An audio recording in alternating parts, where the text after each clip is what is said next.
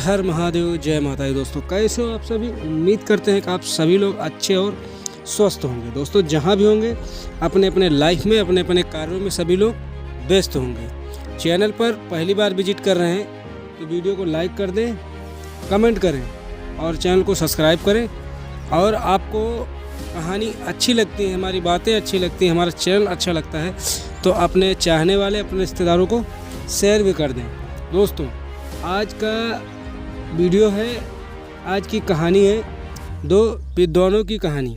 तो काफ़ी ज़्यादा इंटरेस्टिंग और अच्छी लगने वाली है आप सभी को। तो अभी से हम कह रहे हैं आप पहले शेयर कर दें, उसके बाद वीडियो वॉच करें। दोस्तों आपका बिना टाइम गवाए हुए चलिए दोस्तों वीडियो की तरफ चलते हैं। दोस्तों एक समय की बात है, एक गांव में एक गुरु रहते थे जिन्हें खबर हो गई थी कि अन्य नगरों में एक और विद्वान आए हुए हैं। वे अद्भुत ज्ञान के मालिक थे और आगे बढ़ने के लिए सबकी सहायता कर सकते थे। ये खबर सभी को बहुत पसंद आई और सभी लोग उस नगर से उनसे मिलने के लिए चल दिए।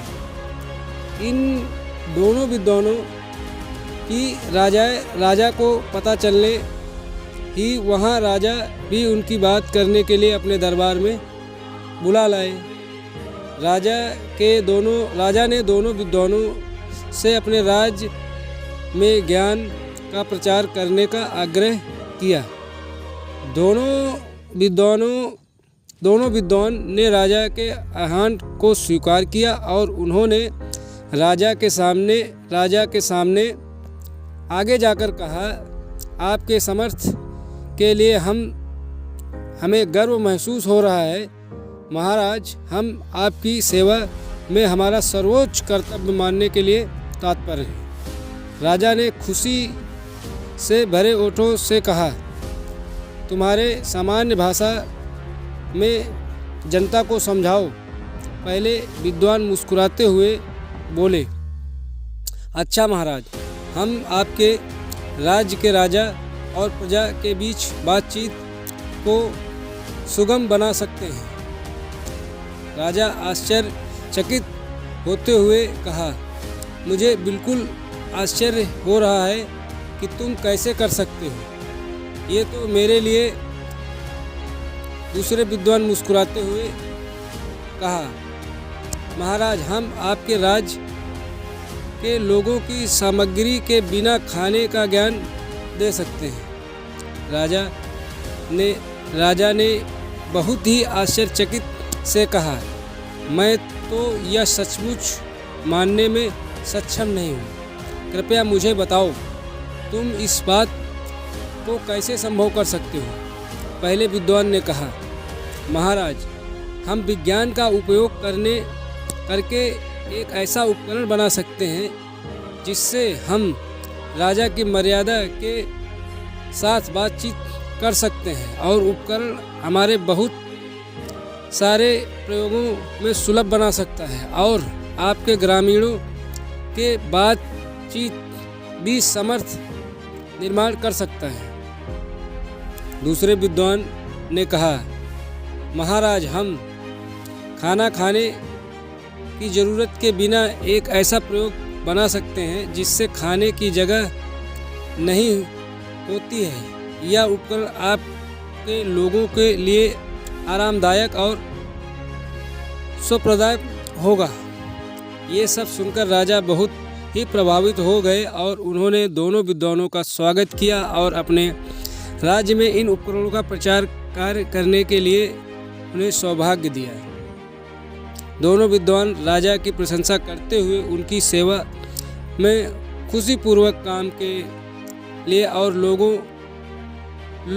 उन्हें प्रमाणित करते थे।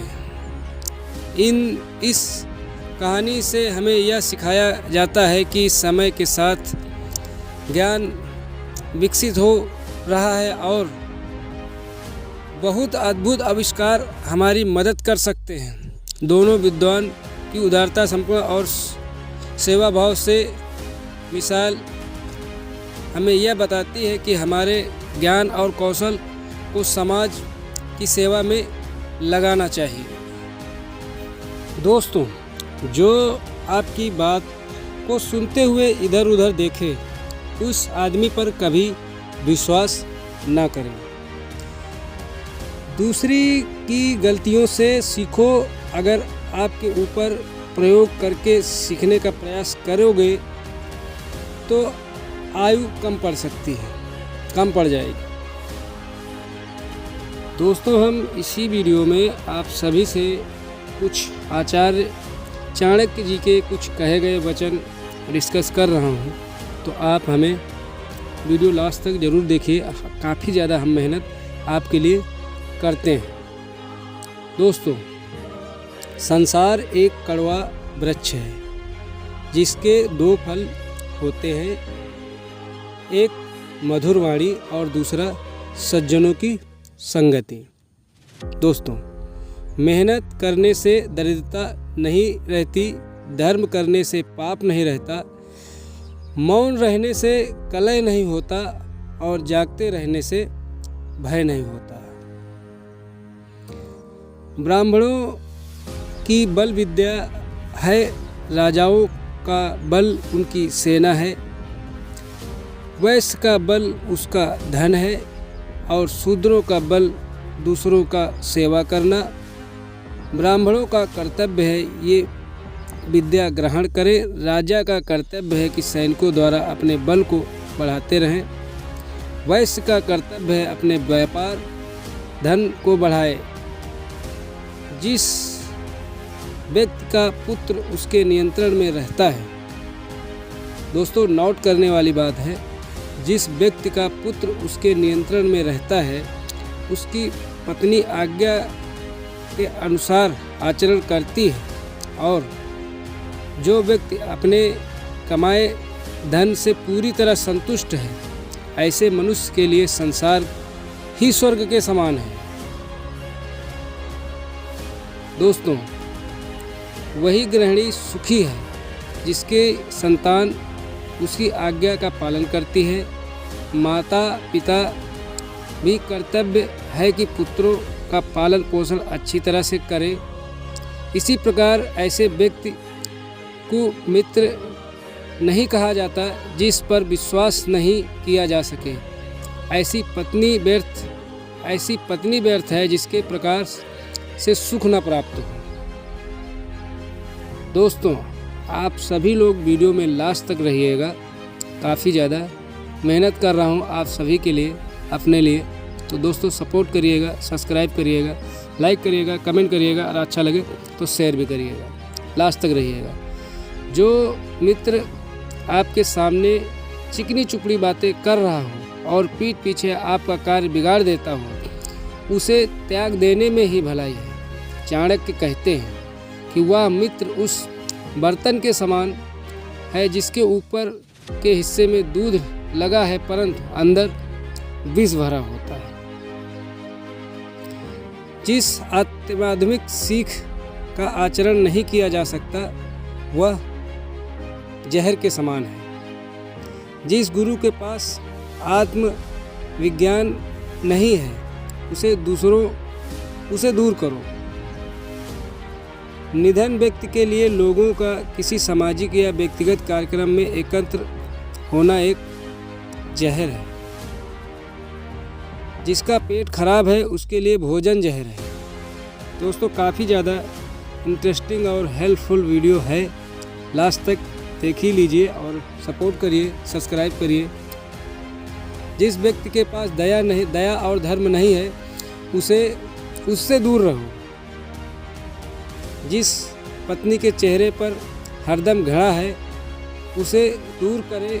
जिन रिश्तेदारों के पास प्रेम नहीं है उन्हें दूर करें। जब तक शरीर स्वस्थ है और आप पे नियंत्रण है, उस समय आत्मा साक्षात्कार के लिए उपाय आवश्यक ही कर लेना चाहिए, क्योंकि मृत्यु के बाद पश्चात के सिवा कुछ भी नहीं रहता।